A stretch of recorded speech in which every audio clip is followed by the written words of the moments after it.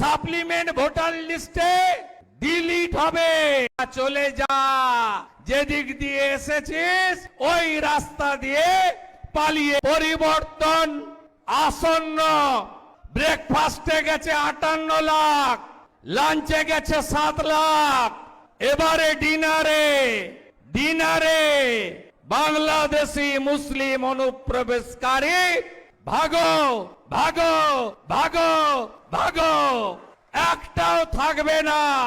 এখন তো ডিটেক্ট হচ্ছে, সাপ্লিমেন্ট ভোটার লিস্টে ডিলিট হবে। বিজেপি এপ্রিল মাসে আসবে, 550 কিলোমিটার বেড়া দেব আর ডিপোর্ট করব।